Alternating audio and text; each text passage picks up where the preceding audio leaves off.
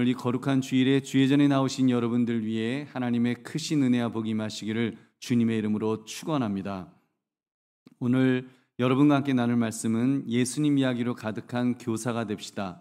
예수님 이야기로 가득한 교사가 되자는 제목으로 함께 은혜를 나누고자 합니다. 오늘은 교사 주일입니다.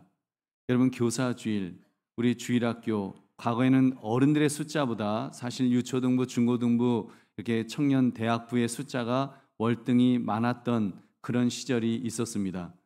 제가 어렸을 때는 북을 둥둥둥둥 치면서 동네를 한 바퀴 쫙 돌면 뒤에 아이들이 줄줄줄줄 따르면서 이렇게 전도가 아주 신났던 그런 시절도 있었습니다. 한강교회도 그랬을 것 같습니다. 둥둥둥둥 북 치면 애들이 줄줄줄 따라오고 정말 무슨 마법에 걸린 것처럼 그렇게 아이들이 따라왔습니다. 전도라는 것이 그냥 막 낚시만 던지면 막 물고기가 물지 않아도 그냥 막 옆구리에 찔려서라도 막 이렇게 딸려올 정도로 막 물반 고기반이다. 그냥 세상에는 그냥 사람이 아이들로 가득 차 있는 그런 세상을 우리가 살았었습니다. 실제로 저희 세대, 제가 태어날 때는 제가 태어났던 한 해에 한 100만 명씩 이렇게 아이들이 태어났습니다. 근데 작년에 태어난 아이들이 25만 명이 안 된다고 하니까 여러분, 그때는 한 4배 정도 많은 아이들이 태어나고 지금은 4분의 1밖에 태어나지 않는 것이죠. 그래서 그런지 그 옛날 시대 때 그 젊은 시절 옛날에는 젊은이들이 음악을 해도요 소신 있게 음악을 했습니다. 그래서 음악을 하는데 그냥 막 락 음악을 막 하고 막 질러대요. 그러면 그냥 어른들이 찌찌찌찌 하면서 저것도 음악이라고 하면서 막 이렇게 그 혀를 찾지만 여러분, 젊은이들의 젊은이들이 자기의 음악 세계를 정말 자유롭게 펼쳤던 그런 시절이 있었습니다. 그런 야성이 있었기 때문에 오늘날 한국 음악이 이제 K 음악으로 전 세계를 이렇게 흔들게 된 것이 아닌가 그런 생각을 해봅니다. 근데 요즘은 어떻습니까? 요즘은 이렇게 젊은이들이 자기들끼리 음악을 하려고 해도 들어줄 사람이 별로 없습니다. 그 또래들은 전부 앉아서 게임하고 있거든요. 그 숫자도 얼마 안 되는데 그마저도 게임만 하고 있으니까 요즘 10대, 20대 가수들이 여러분 무슨 노래를 부르죠? 트로트를 부르죠. 트로트. 여러분, 이명도 트로트를 부르고 영탁이도, 양지은도, 심지어 트로트 신동들 정동원, 김태연, 김다연, 전유진, 9살 김유아까지 이렇게 구슬프게 구수하게 아이들이 그냥 한 곡조를 쫙 뽑으면 어른들은 야 잘한다 그러면서 막 박수를 칩니다. 여러분, 오해하지 마십시오. 제가 인터넷 찾아본 거지 제가 뭐 얘네들 다 이렇게 열심히 저도 듣고 있다 그건 아닙니다. 아무튼 여러분, 세상 가수들은 그렇게라도 이렇게 살 길을 찾았습니다. 근데 여러분, 우리 주일학교는요, 주일학교는 어떻습니까? 사람이 없으니까, 이제는 아이들이 없으니까 이제 소망이 없는 것일까요? 여러분, 아닙니다. 우리 안 된다고 말하지 말고 되돌아갑시다. 할 수 있습니다. 주일학교 다시 일어설 수 있는 줄로 믿습니다. 여러분, 잘 아시지 않습니까? 우리 한강교회 그 중고등부도 한때는 맥이 끊긴 적이 있었습니다. 우리 한강교회 대학 청년부도 맥이 끊긴 적도 있었습니다. 어떻게 되었습니까? 다시 맥을 이었습니다. 제가 부임했을 때 그때 초등학교 1학년, 2학년, 3학년 그랬던 아이들이 대학을 가고 청년부가 되고 지금은 한강교회 든든한 한 축을 이렇게 담당하는 뭐 목사님 사모님도 되고 막 그런 일들이 지금 우리 청년들이 그렇게 섰습니다. 여러분, 그렇습니다. 주일학교 얼마든지 될 수 있습니다. 여러분, 안 된다 말하지 마시고 할 수 없다 말하지 마시고 우리 된다 말합시다. 아니, 되도록 합시다. 여러분, 되도록 합시다. 여러분, 온 교우들이 우리 주일학교 됩니다. 그리고 헌신하는 교사들이 우리 주일학교 됩니다라고 그렇게 말하는 것, 여러분, 그것이야말로 예수님 이야기로 가득한 그런 교사의 모습이 아닐까요? 우리 보배로운 성도님들, 예수님 이야기로 가득한 것이 단순히 말만 우리 예수님 이야기 한다는 것으로 뭐 성경 공부만 집중하는 것으로 되는 것은 아니라고 생각합니다. 여러분, 예수님 이야기로 가득해졌으면 정말 예수님처럼 생각해야죠. 예수님처럼 말해야죠. 예수님처럼 행동해야 될 것입니다. 여러분, 예수님이 우리 주일학교를 보시면 안 된다, 숫자가 적어서 안 된다, 여러분 그러실까요? 여러분, 아닙니다. 여러분, 하나님을 믿으니 또 나를 믿으라 하시는 예수님은 여러분, 우리에게 믿음을 요구하실 것입니다. 우리가 주님 바라보고 주님 의지하면 우리 주일학교도 다시 힘을 낼 줄로 믿습니다. 여러분, 주님께서 도와주실 것입니다. 그러므로 예수님 이야기로 가득한 교사가 됩시다. 이 제목을 가지고 우리 주일학교를 다시 우리 세우겠노라 이렇게 결단하시는 여러분, 저와 여러분 되시기를 주님의 이름으로 축원합니다. 오늘 본문 말씀 여호수아서 24장 31절을 우리 함께 읽겠습니다. 시작. 이스라엘이 여호수아가 사는 날 동안과 여호수아 뒤에 생존한 장로들 곧 여호와께서 이스라엘을 위하여 행하신 모든 일을 아는 자들이 사는 날 동안 여호와를 섬겼더라. 아멘. 여러분, 이 본문은 굉장히 중요한 말씀입니다. 이스라엘 역사에서 이때까지는 신앙 교육을 통해서 신앙의 대물림이 이렇게 되었던 아주 좋은 그런 모습이죠. 본문을 보시면 세대별 신앙 세대의 그런 모습이 나옵니다. 여호수아와 갈렙을 중심으로 한 신앙 1세대가 나옵니다. 이들은 모세와 함께 홍해를 건넜고 구름과 불기둥을 경험했고 만나와 메추라기를 먹었고 반석에서 생수가 나는 것을 마시면서 하나님의 살아계심을 몸소 체험했던 아주 뜨거운 세대였습니다. 체험이 있는 그 하나님의 능력을 직접 체험했던 그런 세대였습니다. 그런데 여호수아와 갈렙을 비롯해서 이제 12명의 정탐꾼이 가나안 땅을 점령하는 일이 있었습니다. 거대한 아낙 자손을 보면서 저들은 거인 같고 우리는 메뚜기 같다 이러면서 비관적으로 그 모든 것들을 우리 안 돼, 우리는 저 땅을 점령할 수 없어 비관했던, 그 믿음을 갖지 못했던 그런 10명의 정탐꾼들이 있었습니다. 그때 유일하게 두 사람 여호수아와 갈렙만은 믿음으로 그 상황을 판단했습니다. 저들은 우리의 밥이다, 하나님이 우리에게 주셨다, 우리가 가서 점령하면 우리는 승리할 수 있다, 이렇게 말했던 그 두 사람, 여러분 결국 어떻게 되었습니까? 여러분, 하나님께서 여호수아 당시 20살 이상이었던 사람들, 하나님을 믿지 않고 우리 안 된다라고 했던 그 사람들은 모두 광야에서 죽도록 만드셨습니다. 그들은 그 가나안 땅을, 약속의 땅을 들어가지 못했습니다. 겉에서만 볼 뿐 들어가지 못했던 불행한 사람들이었습니다. 오직 20살 이하의 세대, 어린 세대, 다음 세대, 그 세대만이 가나안 땅에 들어갈 수 있을 것이라고 그렇게 말씀하셨고, 그들이 여호수아와 함께 가나안 땅을 점령했던 것입니다. 이들이 바로 오늘 읽었던 장로 그룹의 신앙 2세대였습니다. 여러분, 이 장로 그룹의 이 사람들, 이들까지만 해도 하나님의 살아계심에 대해서 말씀으로 듣기도 하고 조금씩 하나님의 전능하심을 체험하기도 하면서 신앙을 이어받을 수 있었습니다. 그래도 나름대로 신앙을 잘 지키면서 그렇게 살았습니다. 그런데 문제는 신앙 3세대였습니다. 여호수아가 죽고 생존한 장로들, 즉 신앙 2세대가 살아있는 동안에는 신앙 3세대들이 하나님을 섬겼다고 했습니다. 근데 문제는 그 신앙 2세대들이 죽자 믿음의 대물림이 끊어져 버린 것입니다. 이제 그 2세대들, 신앙의 2세대들이 죽자 끝났습니다. 신앙의 3세대들, 완벽하게 신앙교육을 전수받지 못했던 그 3세대들은 이제 하나님이 하신 일을 전설처럼 그렇게 들었던 세대였습니다. 그러니까 하나님의 존재 자체도 살아계신 하나님이 아니라 무슨 전설의 하나님 같은 그런 전설처럼 느껴졌던 것입니다. 그렇게 신앙을 이어받지 못했던 이스라엘이 얼마나 비참한 삶을 살게 되었는지요. 그들을 가리켜서 이스라엘이라고 그랬어요. 이스라엘 백성들. 지금 이 여호수아가 말하는 이 이스라엘이 바로 이들인 것입니다. 여러분, 그 신앙의 3세들, 이어지는 말씀이 이제 이 여호수아 다음이 사사기죠. 사사기에 보면 가나안 땅에서 350년 동안 이 이스라엘, 믿음을 제대로 전수받지 못했던 바로 이들이 여러분 어떻게 살았는지를 여러분 사사기는 이야기하고 있습니다. 그들에게는 하나님이 없었습니다. 하나님이 그들에게 왕이 아니셨습니다. 그들에게 주인도 아니셨습니다. 그냥 각자 자기 소견에 오른 대로 그렇게 살았습니다. 고아처럼, 보호자를 잃어버린 고아처럼 살았던 민족이 여러분 바로 이 이스라엘 백성들인데, 바로 이때였습니다. 하나님을 떠난 민족이 우상에 중독되어서 배교의 자리로 가는 아주 너무나도 당연한 수순으로 갔던 것이 바로 사사기의 모습입니다.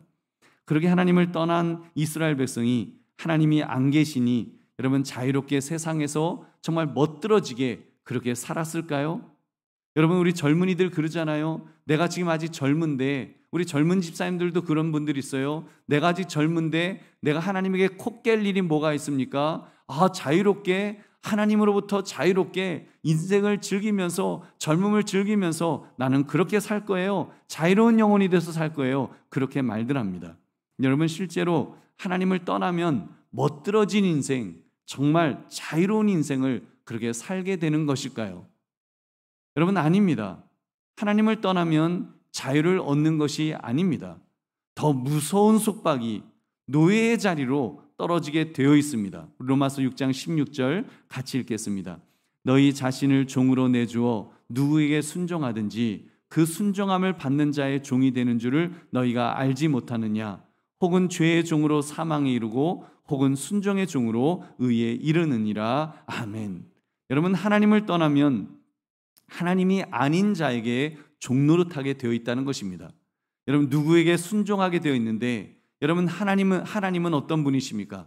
하나님은 우리를 사랑하시는 분이시죠. 아들도 아끼지 않으셔서 우리의 죄를 용서하시기 위해서 아들을 십자가에서 매달아 죽이시면서까지 우리를 구원하셨던 바로 그런 하나님이십니다. 그만큼 우리를 사랑하시고 우리를 아끼시고 우리를 보호하시고 우리를 구원하시기를 원하시는 그런 하나님이신 것입니다. 여러분 근데 그런 하나님을 떠나면 하나님이 아닌 자에게 종노릇해야죠. 죄의 종으로 살아야 되는 것입니다. 마귀의 종이 되어서 끌려다니는 인생밖에 될 수 없다는 것입니다. 여러분 실제로 사사기에 나오는 이스라엘 백성들, 여러분 자유롭게 산 것이 아니라 얼마나 비참하게 살았는지요. 사사기 22장 14절 15절 함께 읽겠습니다.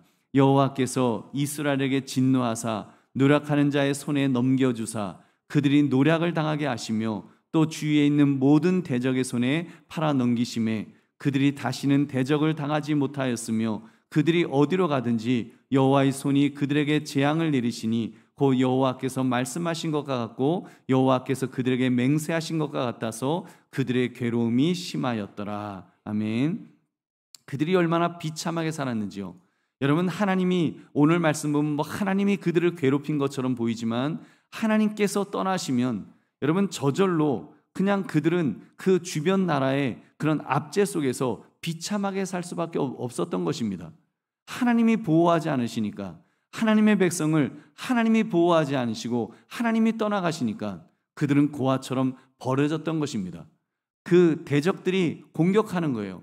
이제 농사를 지어서 추수를 하려고 그러면 대적들이 공격해요. 그러면 도망가는 겁니다. 그 굴 속으로 도망가고 산 속으로 도망가고 다 뿔뿔이 흩어져서 정말 그렇게 이렇게 추수도 하지 못하고 자기들이 심었던 그 곡식을 얻지 못하는 그런 비참한 인생을 이스라엘 민족이 살았던 것입니다.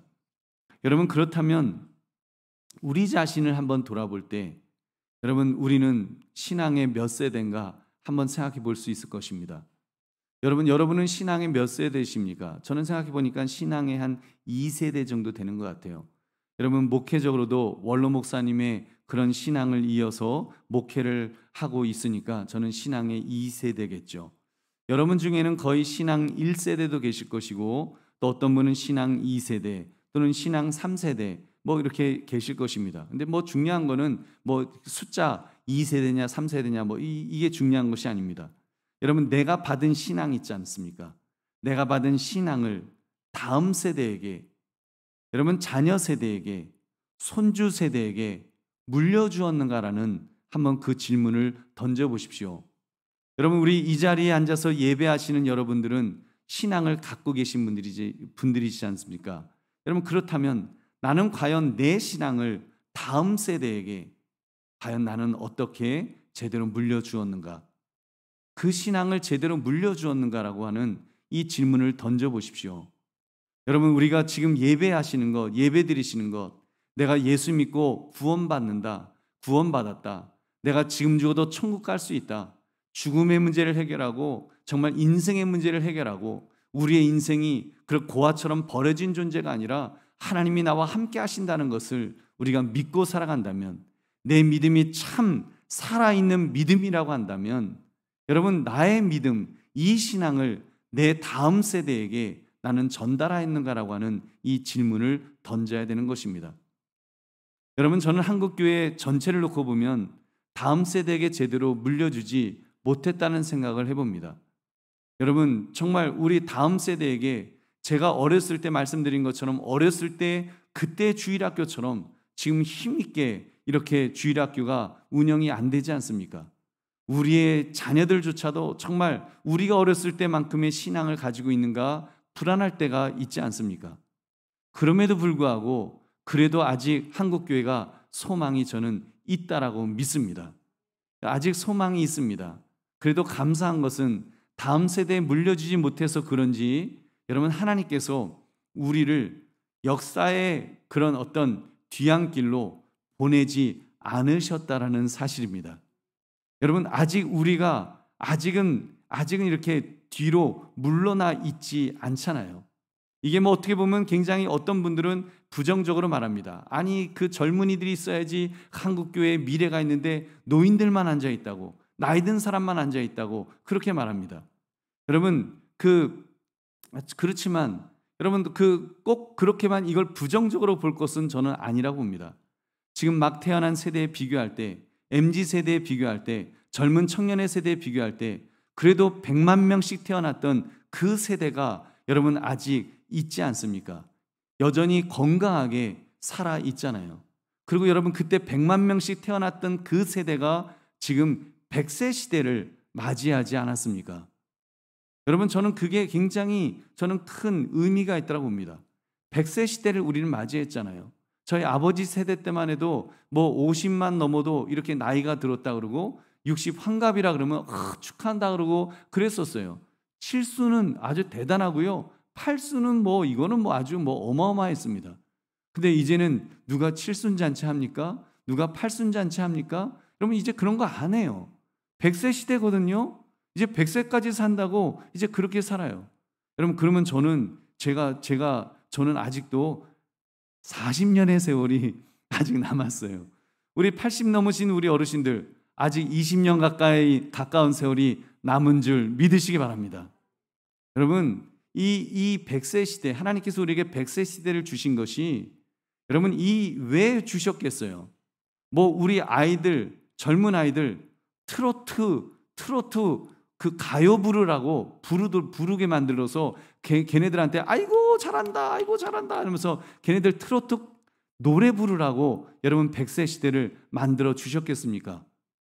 저는 아니라고 봐요. 여러분, 우리에게 아직 사명이 남아있는 줄로 믿습니다. 여러분, 100세 시대니까 여러분, 우리 교회를 다시 우리가 세웁시다. 다시 교회의 부흥을 맞이하고 우리가 젊었을 때, 어렸을 때 그때 가졌던 그 신앙, 뜨거웠던 신앙 다시 우리가 회복하면서 다시 기도하고 다시 찬양하고 다시 하나님의 말씀 붙들면서 우리의 심령 속에 예수 그리스도의 이야기로 가득 채우면 여러분, 우리 아이들이 그 모습을 보고 변화되게 될 줄로 믿습니다. 여러분, 아이들에게 보여줄 수 있는 기회가 하나님께서 우리에게 주셨다라고 믿습니다. 100세 시대를 그냥 100살까지 살아야 된다 이렇게 생각하지 마시고 100세 시대 동안 어떻게 하면 내가 아이들 트로트 노래 잘 부르게 할까, 우리 그런 거 아니라 우리는 정말 우리 다음 세대를 하나님께서 아직 기회를 주신 것인 줄 믿으시기 바랍니다. 아직 그 사명을 제대로 감당하지 못해서 우리에게 주신 것입니다. 여러분, 우리가 정말 100세 시대이기 때문에 더더욱 하나님, 우리 아이들 아직 조금 남아있는 이 기회, 이 시간을 하나님 활용해서 그렇게 가르치기를 원합니다. 다음 세대를 가르치기를 원합니다. 다음 세대의 아이들의 마음속에 예수님 이야기로 가득하도록 그렇게 만들기를 원합니다. 결단하시는 저와 여러분 되시기를 주님의 이름으로 축원합니다. 우리 세 가지를 생각해 봅시다. 첫째, 목사인 저부터 사명을 깨달아야 된다라고 믿습니다. 여러분, 올해 예수님 이야기로 가득한 교회가 되자 이 표로 예수님 이야기를 할 수 있는 분위기를 만들려고 우리 노력하고 있습니다. 우리 어른들이 만나면 옷 이야기, 이렇게 가방 이야기, 건강 이야기만 하는 것이 아니라 정말 예수님 이야기로 가득할 수 있도록 교회가 그런 분위기가 되도록 우리는 계속해서 그렇게 만들어가고 있습니다. 그래서 영적 분위기가 예수님에게 맞춰져야 합니다. 가정에서 분위기가 예수님에게 맞춰져야 됩니다. 그리고 교사로서, 목사로서 여러분, 우리 마음속에 먼저 예수님 이야기가 가득해져야 될 줄로 믿습니다. 여러분, 이것은 올해 한 해의 표로 끝나서는 안 될 것입니다. 계속되어야 됩니다. 체질이 바뀌어져야 됩니다. 그래서 교회 분위기가 예수님 이야기로, 우리 신앙생활 자체가 예수님 이야기로 가득해져야죠. 여러분, 그래야, 그렇게 할 때 아이들이 배우게 될 줄로 믿습니다. 다음 세대에 그래야지 아이들에게 그것이 전해질 것입니다. 그동안 우리 어른으로서 무관심했던 우리의 모습을 우리 회개합시다. 교회적인 무관심, 맡긴 것으로, 그냥 주일학교에 맡긴 것으로 우리는 소임을 다했다고 생각하지 않았는지요? 담임 목사인 저도 마찬가지입니다. 전혀 관심을 가지지 않은 것은 아닙니다만, 그러나 부족했던 것 같습니다. 교사주일을 맞이해서 말씀을 준비하면서 깨닫게 된 것은, 담임 목사인 제가 사실 주일학교 교장인데 먼저 관심을 더 가져야겠다, 그동안 못 가졌구나라는 그런 안타까움이 있었습니다. 여러분, 정말 우리 주일학교 교육에 더 관심을 우리가 가져야 될 줄은 믿습니다. 여러분, 어른들이 우리 어른 위주로만 생각하고 주일학교는 그냥 부서 사역자들이 잘해주겠지, 이런 것이 아니라 여러분, 우리가 모두가 관심을 가져야 될 줄로 믿습니다. 여러분, 사실 우리 교사들 애를 많이 쓰고 있습니다. 아이들을 가르친다는 것이 얼마나 힘든지 모릅니다. 아이들이 알아주지를 않아요. 여러분, 제가 어렸을 때도 그 기억이 났습니다.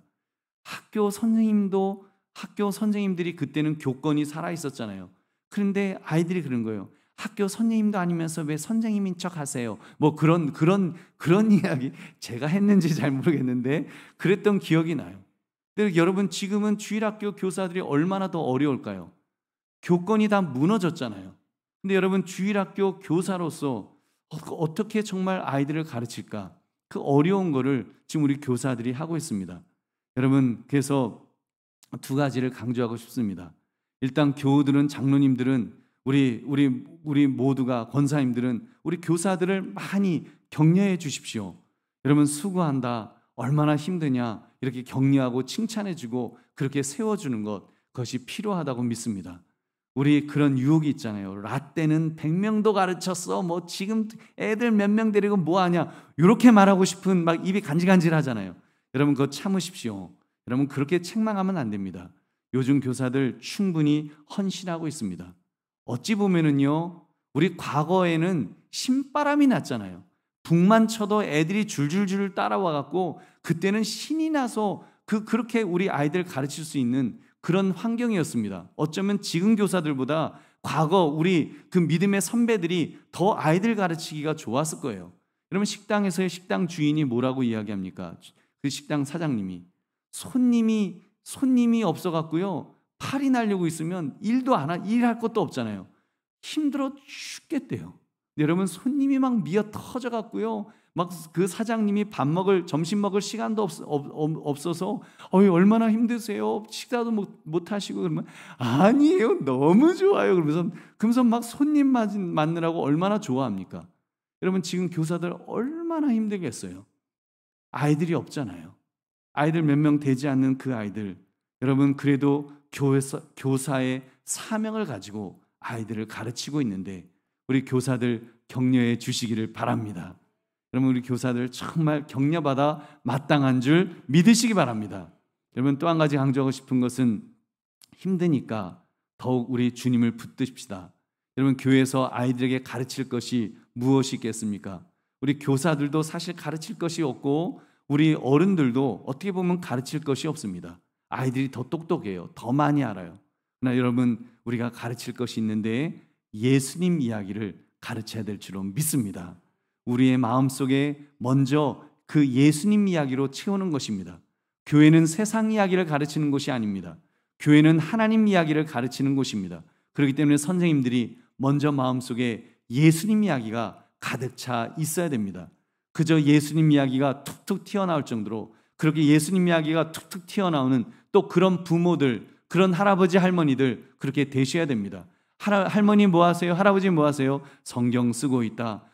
엄마 뭐 하세요? 지금 성경대학 공부하고 있다. 여러분 그렇게 정말 교회 그 가정의 분위기가 우리 엄마, 우리 아빠, 우리 할아버지, 우리 할머니가 달라졌네요. 맨날 트로트 보면서 임영웅 어쩌고 막 그러다가 우리 할아버지가 이렇게 찬양을 부르고 정말 예수님 이야기로 가득 차는 그 모습을 볼 때 여러분 아이들이 변화되게 될 줄로 믿습니다.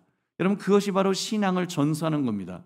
그렇게 아이들이 그 모습을 바라보면서 예수님에 대한 인식이 생겨날 때 여러분 그때 여러분 우리 아이들에게 신앙이 전수될 줄로 믿습니다. 그렇게 사명을 감당합시다.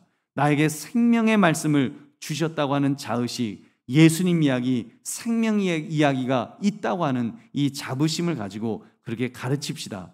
영혼을 살리는 사명이 있음을 스스로에게 이야기하시고 여러분 그렇게 교사로서 또 부모로서 또는 할아버지 할머니로서 여러분 그렇게 자부심을 가지십시오. 그러므로 복음 증거라는 예수님 이야기를 전하겠노라. 여러분 사명을 깨달으시기를 주님의 이름으로 축원합니다.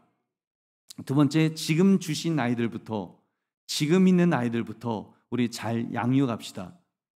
우리는 자꾸 위기라는 말을 하면서 위기를 밖에서 찾는 경향이 있습니다. 젊은이들이 교회를 나오지 않는다는 거예요. 자꾸 교회 밖에만 봐요. 지금 교회를 나오지 않는 저 젊은이들, 저 죽어가는 영혼들, 우리 그러면서 아무개도 안 나오고 아무개도 교회 안 나오고 있고, 우리 잃은 양에 대한 관심은 굉장히 많습니다. 그런데 여러분 정말 어떻게 보면 더 중요한 것은 이미 우리 안에 있는, 우리 교회 안에 있는 그 아이들 얼마나 중요합니까? 여러분 사실 소위 교회 잘 나오고 있는 아이들에게 더 집중해야 됩니다.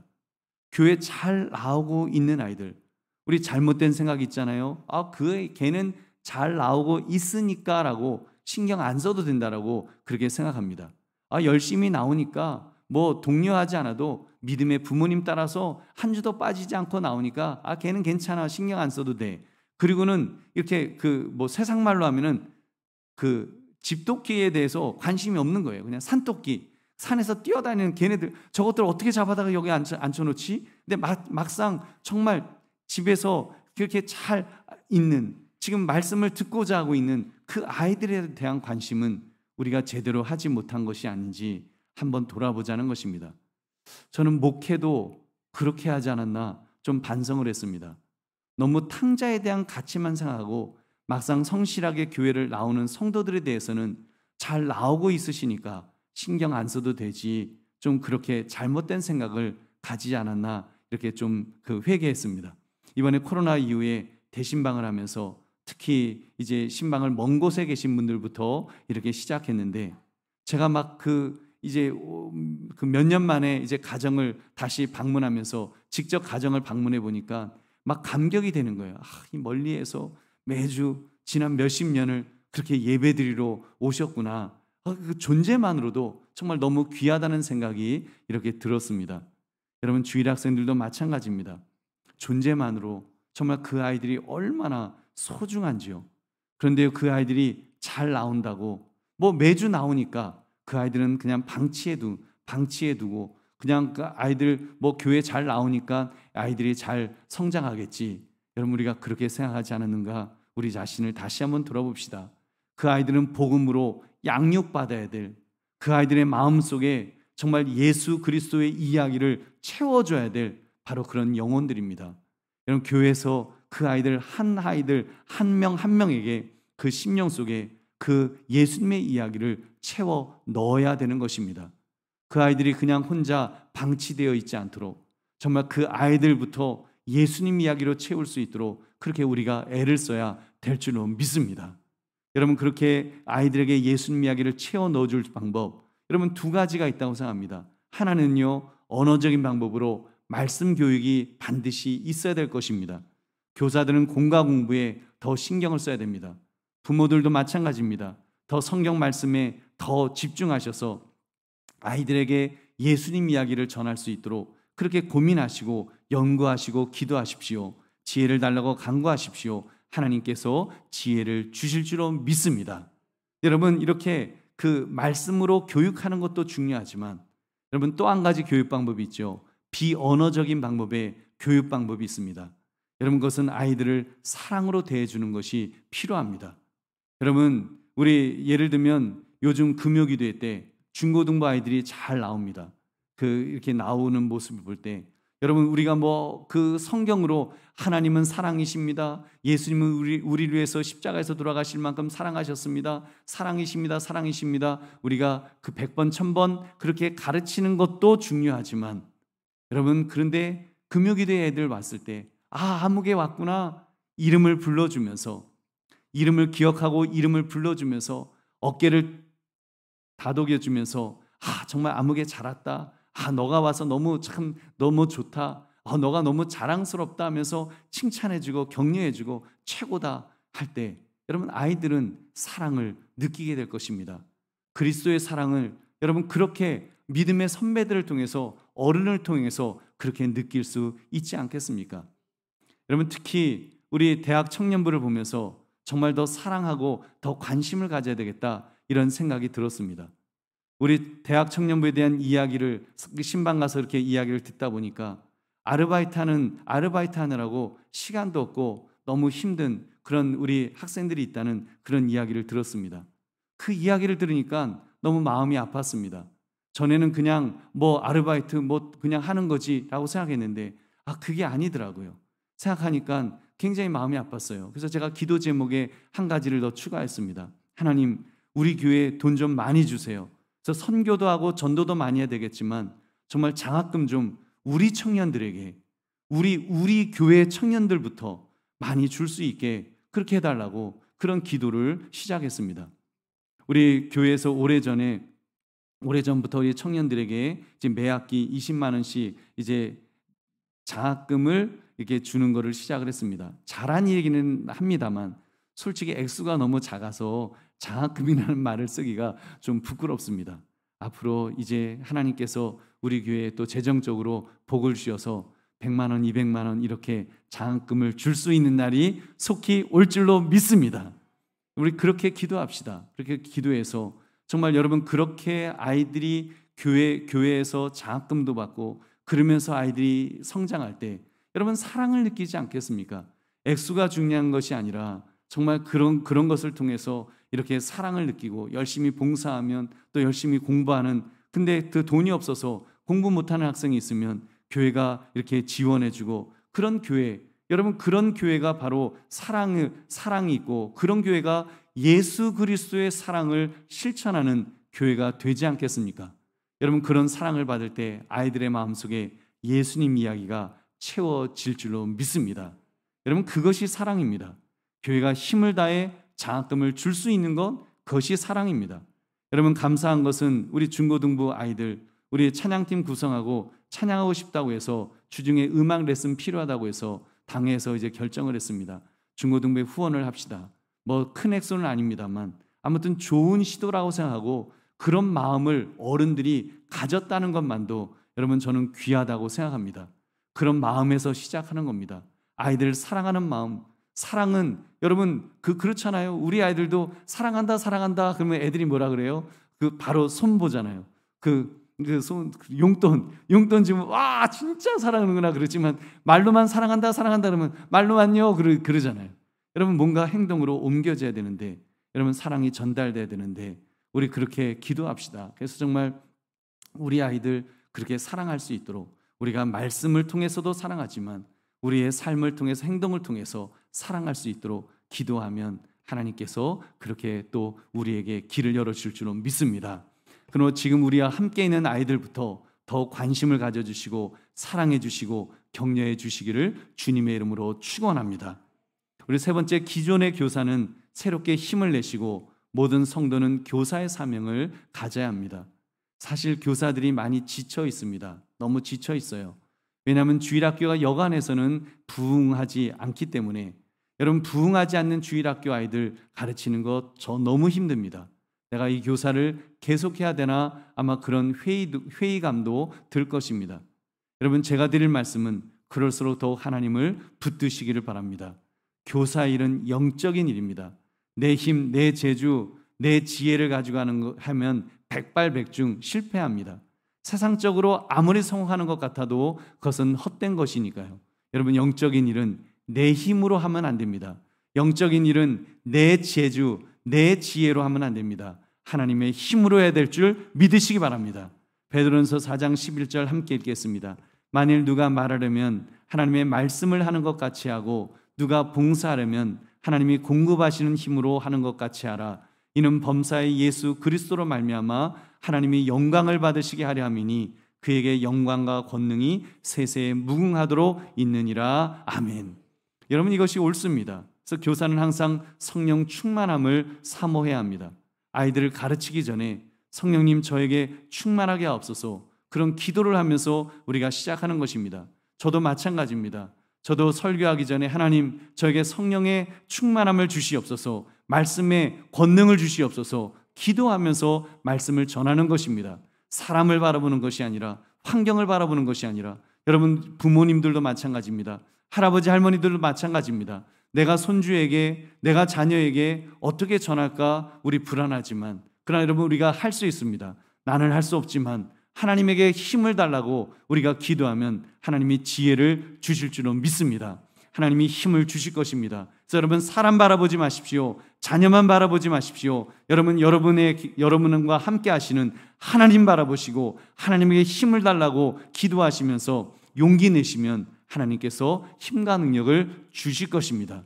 여러분 그렇게 합시다. 그렇게 해서 정말 우리 용기 내어서, 우리 교사들 때로는 상처받을 수도 있고 때로는 지쳐 있을 수도 있지만, 여러분 그 마음속에 하나님 아비의 마음을 가지고 아이들을 가르칠 수 있도록 그렇게 힘을 달라고 하시면 하나님은 틀림없이 우리에게 힘과 능력을 주십니다.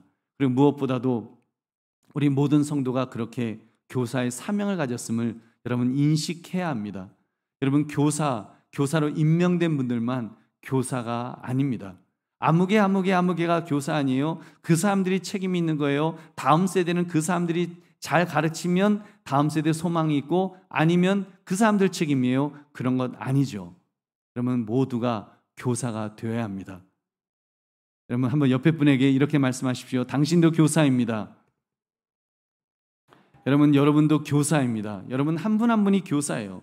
우리 모든 교사의 심정으로 아이들을 대해야 됩니다. 오후 예배 때 그래서 정말 우리 교회가 어떻게 해야 될지, 앞으로 우리 어른들이 어떤 자세로 아이들을 대하고 우리 주일학교를 바라봐야 될지 이제 더 구체적인 말씀을 함께 나눌 것입니다. 여러분 정말 우리 모두가 교사라는 마음, 그런 심정으로 우리 살아가야 됩니다. 우리 전에 그런 적이 있었잖아요. 아이들 그 기도 카드가 어른들에게 전달되었습니다. 그래서 기도하시는 권사님, 집사님 이런 분들에게 아이들 그 명단을 주면서 아이들을 놓고 기도해 주세요. 1년 동안 기도해 주세요. 그래서 그 아이들 책상에 그 사진 놓고 기도했던 그런 적이 있지 않습니까? 여러분 그런 것들도 우리 다시 시작해야 됩니다. 그래서 정말 우리 어른들이 함께 내가 교사다라고 하는, 내가 영적인 교사다라고 하는 기도교사를 하면 되지 않습니까? 기도교사도 있을 수 있고요, 봉사교사도 있을 수 있고, 차량교사도 있을 수 있고, 정말 우리가 교사로서 정말 우리가 어른이기 때문에, 우리가 다음 세대 그 신앙을 전수해야 될 우리 어른이기 때문에 여러분 우리가 그 사명 가지고 그런 마음을 품읍시다. 나는 교사다, 나는 주일학교 아이들의 교사다, 교사의 역할을 해야겠다라고 그렇게 결심하시기를 주의 이름으로 축원합니다. 여러분 교사로 임명되신 분들은 다시 힘을 내시고 우리 모든 성도가 교사임을 자각하여 여러분 그렇게 정말 주님 앞에 결단하시는 저와 여러분 되시기를 주님의 이름으로 축원합니다. 말씀을 맺습니다. 예수님 이야기로 가득한 교사가 됩시다. 여러분 주일학교 교육 우리 안 된다 말하지 마시고 우리 되는 길을 찾읍시다. 될 수 있습니다. 우리 세 가지 꼭 기억합시다. 목사인 저부터 사명을 깨닫겠습니다. 두 번째, 지금 주신 아이들부터 잘 양육하겠습니다. 세 번째, 지금 있는 교사들부터 힘을 내시고 우리 모두가 교사라고 하는 의식을 가지고 주일학교를 그렇게 다시 시작합시다. 힘을 씁시다. 하나님께서 부흥의 은혜를 주실 줄로 믿습니다. 그러면 예수님 이야기로 가득한 교사가 됩시다는 제목처럼 그렇게 우리 주일학교 아이들을 교육함으로써 정말 우리 아이들부터 그 마음 심령 속에 예수님 이야기로 가득 채워지는 그런 은혜가 넘치는 교회 되시기를 주님의 이름으로 축원합니다. 우리 함께 기도하겠습니다. 오늘 말씀 생각하시면서 하나님 그런 교회 되기를 원합니다. 하나님 우리 아이들의 마음속에 예수님 이야기로 가득한 그런 우리 주일학교가 될 수 있도록 해달라고 우리 주여 한번 외치고 기도하겠습니다. 주여! 하나님 아버지 감사합니다. 오늘 주신 말씀 앞에 하나님 우리 자신들을 다시 한번 돌아볼 수 있기를 원합니다. 하나님 아버지 우리 아이들을 아버지와 축복하며 우리 아이들을 바라며 나갈 때 하나님 은혜를 더해 주시기를 원합니다. 하나님 아버지 함께 해주시기를 원합니다. 하나님 아버지 인도해 주시기를 원합니다. 여호와여 하나님 아버지 인도하셔서 여호와여 하나님 아버지 은혜를 더하여 주셔서 하나님 아버지 하나님의 인도하신가 하나님 아버지 하나님의 역사하신가 하나님의 붙들으심 속에서 아버지 이렇게 나갈 수 있기를 원합니다. 아버지 역사해 주시기를 원합니다. 아버지 붙들어 주시기를 원합니다. 주의 성령님 아버지를 만져주시고 주의 성령님 우리를 붙들어 주셔서 하나님의 은혜와 함께 하심 속에서 아버지여 아버지 이렇게 나갈 수 있도록 주여 역사하여 주시옵소서. 아버지여 붙들어 주시옵소서. 하나님 은혜를 더하여 주셔서 언제나 하나님 안에서 아버지 주여 주를 바라보게 하시고 언제나 하나님 안에서 하나님의 인도하신가 하나님의 역사하심 속에 더욱 아버지 주여 주를 바라며 더욱 하나님 아버지 주여 주님을 생각하면서 하나님 아버지 이렇게 나갈 수 있는 주여 우리 모두로 세워주시옵소서. 하나님 아버지 예수님 이야기로 가득한 그런 교사 되게 하시고 우리 모두가 교사가 되어서 그렇게 책임질 수 있는 주여 우리 모두로 세워주시며 함께하여 주시옵소서. 인도하여 주시옵소서. 하나님 아버지 예수님 이야기로 가득한 교사 되기를 원합니다. 예수님 이야기로 가득한 우리 모든 성도가 아버지 되어서 교사가 되어서 우리 다음 세대 우리 자녀 세대 우리 손주 세대를 영적으로 책임질 수 있는 우리 모두로 세워 주시옵소서. 감사드리며 예수님 이름으로 기도드립니다. 아멘.